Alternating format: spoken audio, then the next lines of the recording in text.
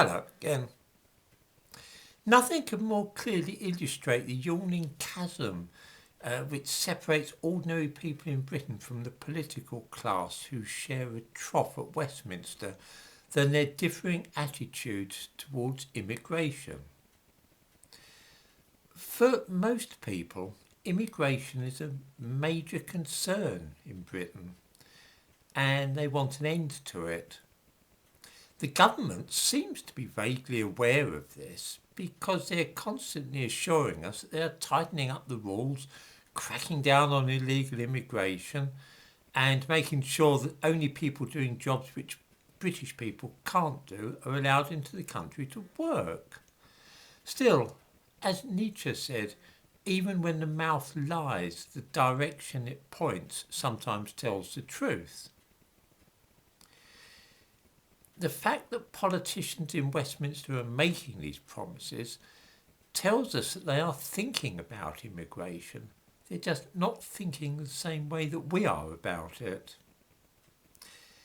They claim to be preventing further immigration while at the same time inviting all the world and his dog to come and live in our country. In a couple of weeks, the International Trade Secretary, Anne-Marie Trevelyan, is jetting off to India to try and negotiate a trade deal which will supposedly be advantageous to Britain. The main purpose of a trip, though, is to forge closer links with the Indians who, like us, dislike and distrust China.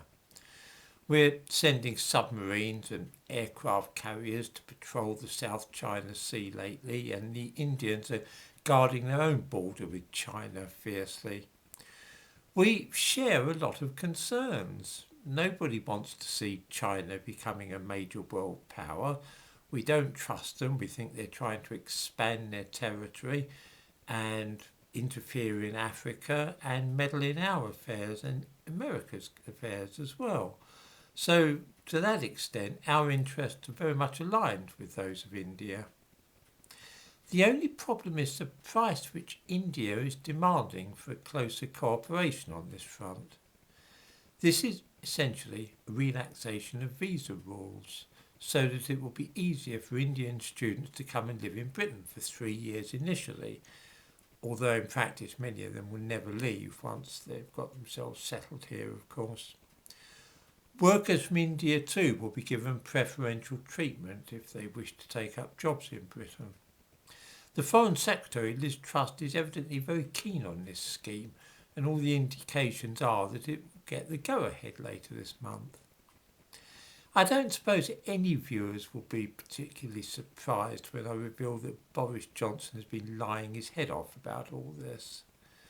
A short while ago, Downing Street was talking enthusiastically about export deals with India which would be worth more than £446 million and were expected to create many jobs in this country. At the time, Johnson said, each and every one of them, more than 6,500 jobs announced today, will help families and communities build back from coronavirus and boost the British and Indian economies. The truth is, of course, though, that once all the deals have been struck, any extra jobs will be more than offset by the number of Indians coming to Britain and taking other jobs. There will be no net benefit at all as far as jobs go.